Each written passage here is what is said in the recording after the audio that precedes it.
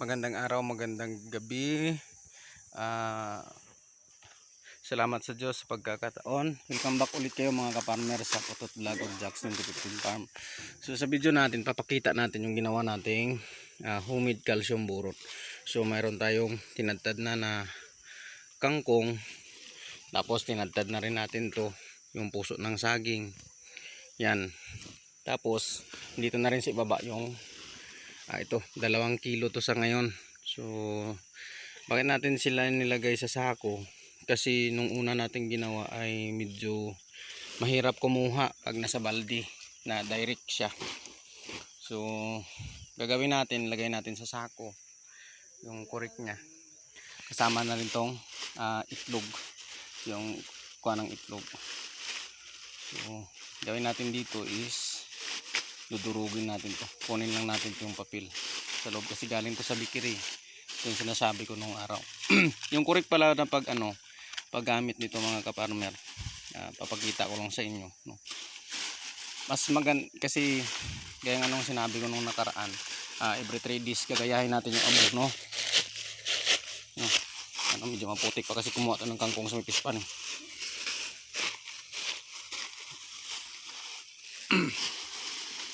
So lagay natin, mix na natin sila dyan. Papakita ko sa inyo yung epekto nung ating nangyari dito. So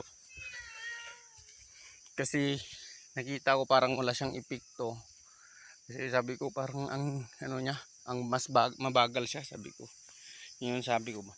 Pero ito na ngayon, yan malalaki na sila. So gaya lang din siya ng yun nga lang marami siyang white fly sa ibaba. Pero patay na yan, no.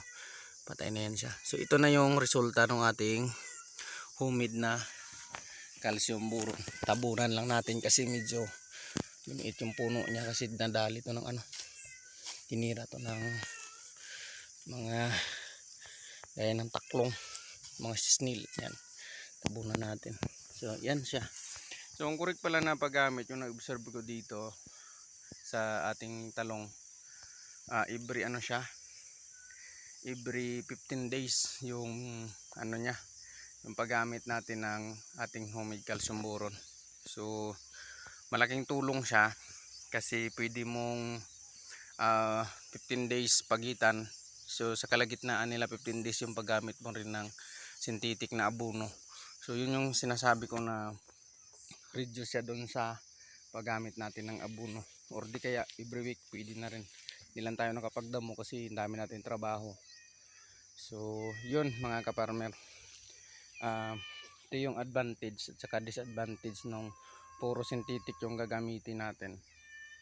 Kasi kung puro lang talaga siya abono, kuan din, magastos din pero pag gumawa tayo ng mga alternatibo, so makakatulong talaga sa atin, makakabudget tayo. Yan din yung talong natin, lumalaban pa ngayon. So ito nga pala yung talong natin na matanda na to, nakailang harvest na tayo rito. So ang problema dito, itong white flies. Nung gumamit ako ng Biotonic at saka Bio-Optimax dito, tapos gumamit ako ng Paspat, lalo silang dumami. Kaya lang to medyo hindi siya, wala nang nalipad-lipad na marami kagaya nung una. Kasi gumamit tayo ng damo uli. So pero ngayon ayun, marami pa rin sila. Problema natin dito ngayon, wala na yung damo rito sa ilalim na gagamitin natin. Yun yung problema. So kailangan na rin natin mag-cultured siguro. Saka mas maganda pala doon sa sa insecticide, sa damo na yun, siya fresh na gamitin, isang gabi lang siya na na-ferment sa tubig. Yun yung pinaka maximum niya. Pag sumobra na doon, wala nang epekto. So sa ngayon, balikan ko lang yung video natin mga kaparmer, yung materialis ng ating ating homemade calcium boron, pinakita ko na sa inyo. Tapos maganda ilagay siya sa sako, o di kaya mas maganda doon sa lagayan ng sibuyas at saka tawag doon, ahos, garlic, ganun. Tapos tali na lang natin kasi Tapos sunog-sunugan natin yan sa gilid para lumabas yung ano niya. Lag daw ikot sa tumig. Bugkos daw may ganay. Nagabit jo bigo. Di na itong ano dali. Bugkos daw na ilagbi. Sunugan natin ito na. Ari. Oh. Pugtagit.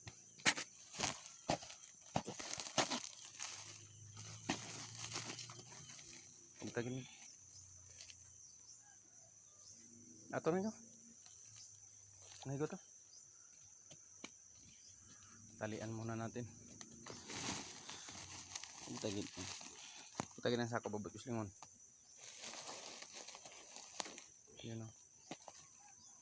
Ito yung kaibigan ko dito. Si Mig Erwin. Binata yan, mabait yan.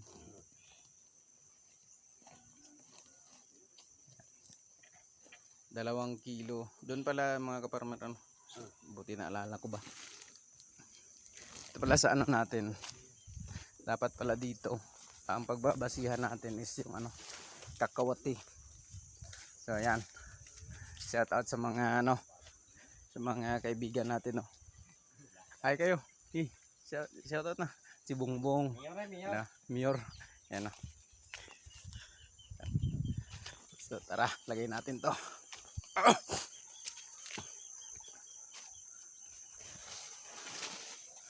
Then ito yung balde na ginagamit ko. Binili lang din natin ito sa Victory. Yan. Ito na yung dating pinaglagyan. Tapos lagay natin dito. Grabe lakas. Tapos punuin na lang natin siya ng tubig. So yun lang mga kaparmer. Yun nga pala doon sa ano, nakalimutan ko bigla. Sa base dito sa ating gagawin. Pag 2 kilo na yung dahon ng kakawati, dapat yung gagamitin natin na puso ng saging is 6 na. Tapos i-times 2 na lang din yung dami ng ano, ng shell ng itlog. Tapos yung kangkong medyo dami-damihan na lang din ng konti. So yun lang mga kaparmer. Sana nakatulong sa inyo. Sana dun sa mga gumawa, comment lang kayo kung kamusta yung inyong mga gulay. So yung maganda na paggamit nito is 15 days. Yung makita natin na ano, kasi mahirap din sinunod-sunod ko kasi parang hindi siya mag-grow. Siguro over din siya dun sa ano, sa calcium at saka sa boron at saka sa nitro. So hindi niya siguro talaga ano kaya. So maganda 15 days or every week. Yun yung pinaka mababa, yung every week na lang paggamit. So yun lang mga kaparmer. Maraming salamat sa inyong patuloy na suporta. Sana ganti ng Diyos ang inyong mga kabutihan sa ating maliit na channel. Salamat po mga kaparmer.